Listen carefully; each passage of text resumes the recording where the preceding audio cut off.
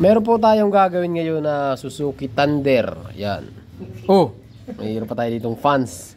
Ganda pa mga bro. Sa lahat ng Suzuki Thunder na nagawa ko, ito yung pinakamalinis. So, tingnan nyo naman yan. Ha? Baka ano. Oh, for sale pala ito mga bro. Nasa 27. Hindi, tataas ang parang. Hindi kasama ang ano. Wala na bro. Hindi kasama ang box. Yan. Para mabenta mo na kung gusto mo ibenta. Yan mga bro, kinis oh. So, ang problema lang nito, ay yun nga yung check natin yun, kung ba't nagkaganon, ay pag umandar daw, namamatay. Bro, nasa yung susi. Testingin natin. So, ang mga napalitan dito ni bro ay battery, bago. Rectifier, bago. Ano pa? Battery. Rectifier, yun pa lang, di ba? Yan. CDI, bago rin. Tingin natin. Ba't patay bro? Nalubat na? Hindi, ayaw nga siyang mag-ilaw to.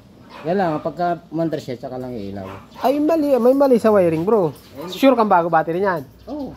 Oh, di, doon pa lang, may putol na bro. May putol na dito. Kaya siguro siya namamatay. Kasi walang busina bro eh. Walang signal light. Oh, yan. Doon pa lang may mali na. Wala nga neutral. Di nga mapalabas ang neutral eh. So yun ang ito-troubleshoot natin. Ay, basic na. Kunin ko yung tools, bro. O, meron ka dyan.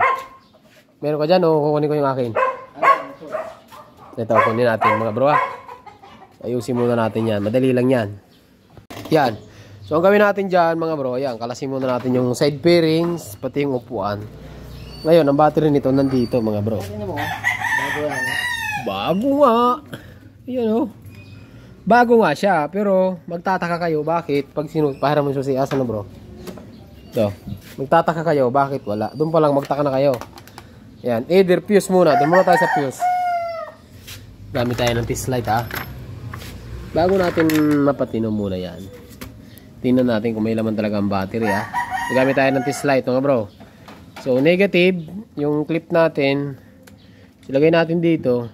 Ay, wala talaga bro. Wala talaga siya. Oh, mayroon. Oh, tingnan nyo mga bro. Tingnan nyo ha. Yung negative natin, yung clip nakakabit sa negative, tapos sukatin natin to. Mayroon siya, di ba? Pero pag binadi ground natin, oh, tingnan nyo. Oh, mayroon na. Ayun na, wala eh. Yan. So, mayroon. Ulitin natin ha. Ayun na, wala eh. Yan. So, mayroon na. Confirm natin na may laman taga yung battery. Baba tayo dito sa fuse. Ganun mga ba yung pagtutroubleshoot? Ano? Magmula kayo sa dulo hanggang papunta sa kabilang dulo. Ganito muna. Kung mapapansin nyo, ito yung pulang wire na yan, rekta yan, papunta yan dun sa susian. Yun yung magsusupply dun sa neutral, sa lahat. Tapos, papunta rin to dito. Yan, sa output ng ano natin, ng rectifier. Check muna natin. Kung meron dito, dapat meron din dito. Ayan, meron. Dapat meron din dito. Ayan, wala oh. Wala. Dito, mayroon. Pero dito, wala. So, fuse, ang sala rin. Ito, meron ka pa bro ah. Ayan. Parehas yan. Palitan muna natin. Ayan, so napalitan na natin ang fuse. Ayan, meron. Dito. Ayan, meron na. So ito, sabi ko sa inyo mga bro, yan, papunta yan ng susian. Diretso yan. Pag binuksan nyo yung ignition switch, meron dun. So, dahil meron na, kanina wala. Ito, meron na. Ito yung papunta dun, meron na rin. So, check natin. Check natin mga bro. Yo, wala pa rin. Kita nyo, wala pa rin. Yan. Walang busina, walang signal light. Wala pa rin. Ulitin natin. Meron. Dito, meron. So, yan. Doon tayo mga bro magtutroubleshoot. Kung mapapansin nyo, dapat mayroon na yan. Kasi nga mayroon na dito. Okay na yung fuse natin, oh. Okay na yung fuse. So, ang possible dyan, mga bro, yan, papunta yun doon, papunta yun doon. Kaya medyo hassle ang pagtutroubleshoot. Ngayon, shortcutin natin dito. Bro, kalasin mo nga to bro. Dalawang screw lang naman to. Ito, gilid. Ayan, ito lang. Ito lang. Ayan, ito. Ito. Ito, mayroon dito bro, ito. Yan. Shortcutin natin mga bro, ano, puntahan natin yung ignition switch mo. Kasi yung sinasabi ko sa inyo, Kapag ka yung supply, main supply, hindi siya nakatawid sa ignition switch, wala rin talaga yan. O, malalaman natin. Alasin muna natin yung headlight. Dami talaga bro, ano, nakikita ko, dami talagang bayabas, ano. Makapagalitan tayo dyan bro. Makapagalitan. Ay, yun. Yun, wala to. Kahit yung mga ano bro, yung mga itong hindi mo na hinog na hinog. Wag. Wow. Isang malatlag. Yan. Kada. Bagay. Yan, kalasin muna natin mga bro. Ayan mga bro, kung nakita nyo, bali nakalas na natin yung 2 volt dito sa headlight. So kapag ka nakalas nyo yan, ganito po yung makikita nyo. Ayan, so ang gagawin natin, hanapin nyo yung wire ng ignition switch. Ayan, so mayroong dalawang wire yan kasi Suzuki. So ang Suzuki, ang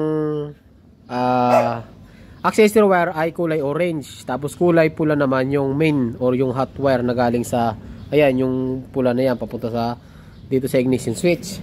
So hanapin lang natin dito mga bro. Ayan. So kung mapapansin nyo, meron kayo dito makikitang socket na kulay green. Ayan.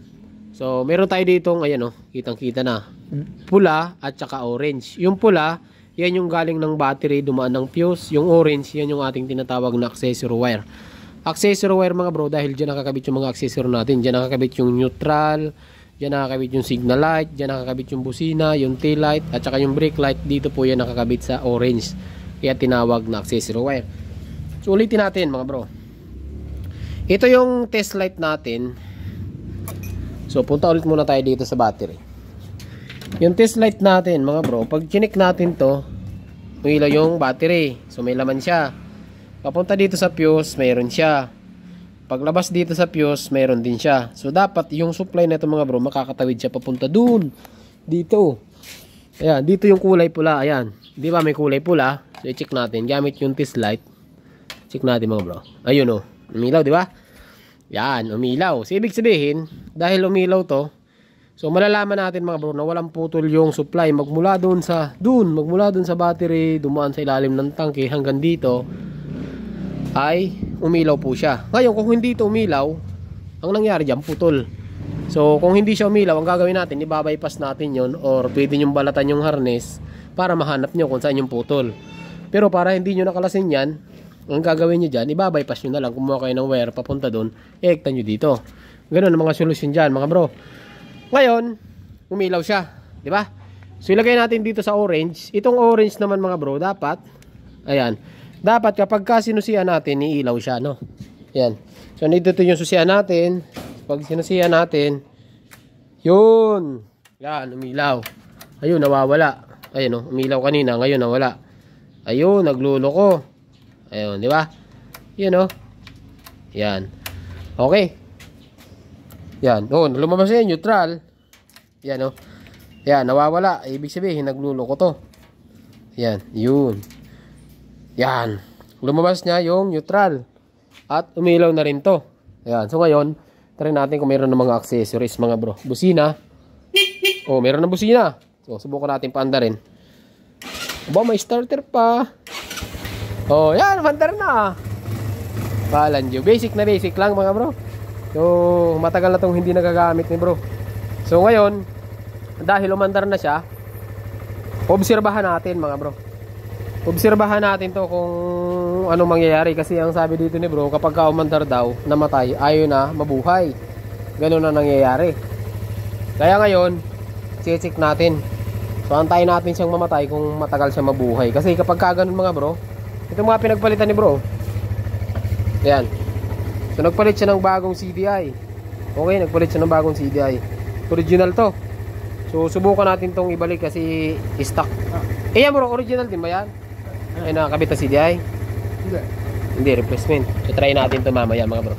Antayin lang natin siyang antayin lang natin siyang mamatay. Ba, tahimik pa. Ay, quality pa to. Gumagana pa yung speedometer oh. Oh, gumagana pa ang signal light, indicator. Gumagana pa ang headlight, park light. Ay, gumagana pa oh. Passing. Ba, ay lahat. Kill switch. Ay tunay. Buo pa. Subukan natin sipain. Gumagana sa push start eh. Ay goods. All goods na all goods. Yan, no? Yan, kumain muna tayo ng ano. Kumain muna tayo nito. Yan, mga bro, obserbahan muna natin. So, wala pa tayong ginagalaw dyan. Balang ginagalaw pa lang natin. Wiring, troubleshooting pa lang, ano, mga bro. Pero kung ano-ano nang napapalitan dito ni bro, CDI, battery, rectifier, bago ang rectifier, oh. Sayang. Bro, yung stock na rectifier niya, nakakabit. Hindi. Nakakabit yan ngayon. Ayun, hindi ko nga matanggal eh. Eh, hindi, ibig kong sabihin, yung wiring niya, hindi nakakabit. Hindi, dito ko inabit. Pero ito, pang ano rin yan. Ha? Stock din yung ano yan. Yun ang Pang hindi, ito pang thunder talaga to. Oo, pantanda kasi sabi niya. Sige bro. Antayin muna natin yung mamatay. So, update ko kayo mamaya mga bro kung mamamatay to or hindi. So, kakain muna tayo kasi binigyan tayo ni bro. Iyan, oh. 2 hours later. Ayan mga bro, so welcome back tayo. Umaandar pa rin yung motor. Problema, hindi naman mamamatay. Ayaw na mamatay mga bro. So ngayon, sukatan na natin to. Ibabalik na natin yung mga kinalas natin. Tapos itatarin natin yung takbo sa labas. Yan. So sa pagsusukat mga bro, lagay lang natin sa DC to or sa direct current. Susukatan natin yung charging nya. Ito mga bro, kapag ka 12.5 lang yan, sira po yan. May sira yung charging nya, either stator or rectifier. Pero pagka tumaas to ng 13.5 pataas, 14. Ito kasi mga bro, naka 3 phase, no? Ang Thunder ay naka 3 phase po yan. So pagka naka 3 phase, dapat ang minor nito umaabot ng 14 volts mahigit. Malimit yun sa mga naka 3 phase na motor. 13.8 or 14 volts kapag ka naka 3 phase. Malakas po yung stator nya, malakas mag-charge. So, subukan natin. Ilagay natin sa DC. Ayan, naka 0 yan. Lagay natin to sa yung test probe. Lagay natin dito sa negative at saka sa positive. Yan, tingnan natin kung gaano ito kaganda. Ayan, o, stable 14.4. Wow, 14.4 ang kanyang charging. So ibig sabihin nun, maganda yung stator at maganda yung rectifier, no? Ngayon subukan natin itong ibalik kasi pinalitan ni bro to. Ibalik natin yung dating rectifier kung ang reading niya ay ganun pa rin. So try muna natin. Patay muna natin, ha. Balik muna. Saan yung sakit nito bro? Andito. Tinakpan ko lang ng ano. Ari ko, mainit na. Ayan, tinakpan ko lang. Ayan. Hindi ko alam kung may sira pa yung ano. Bro, ibalik mo. Uy, try mo ibalik. Ayun, ilahan-dahan at mainit. Hirap ang tanggalin ito. Okay, ako videoan mo ako. Yan. Bago ko matanggal yan. Ito sugat-sugat. Ito sinungkit oh. Pakahirap tanggalin. Yan. Ba't ikaw madali lang? Ay, isang mahirap. Yan. Madali lang. Ba't madali? Ba't ako hirap na hirap dyan? Ito, mali yung natanggal tuloy natin. Ay, hindi. Ito. Yan. Ito, ma-rectifier. Ito nga yun. Ulit natin, ha.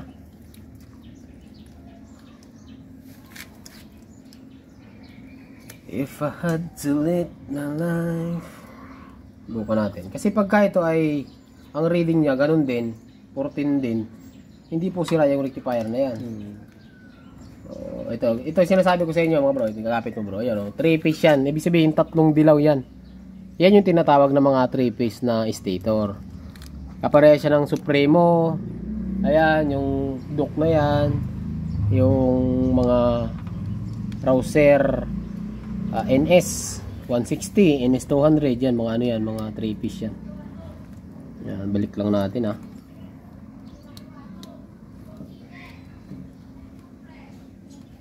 Yan. Okay. Check natin. Bukan ulit natin.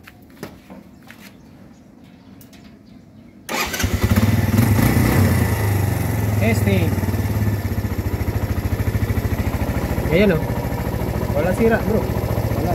Wala rin sira yung binili mong ano, fire. 14.3. Kaya kung makikita nyo mga bro, pinalitan natin yung original na rectifier. Buo po siya. So hindi sira. So ang gagawin natin dyan mga bro, no, siguro hanggang dito lang yung video natin. I-road test na natin to kasi sobrang init na ng makina, oh. So kung may sira ang ano nito, kung may sira ang pulser nito mga bro, sigurado namatay na dapat ito. Ayan, oh. Kanina pa natin yan pinapaandar. Okay. Mayroon naman tayong dalang pulser dito. Kaso nga, gusto kong bago nating kalasin, dapat makita ko muna siyang namamatay. Kagaya niyan, hindi naman siya namamatay mga bro. Baba natin minor. O, tingnan nyo naman kung gaano kaganda makina nito. Quality, di ba? Ayan o. Ganda pa. Tahimik pa. Ano? Maganda pa nga ito mga bro. So siguro dito na natin tatapusin yung ating video, ano. Kukuha muna tayo ng bayabas doon. Maganda dito sa lugar ni bro. So nandito pala tayo sa barangay, ano to bro? Platero. Barangay Platero, Binyan, Laguna. Grabe, ang ganda pa. Kinis pa talaga oh.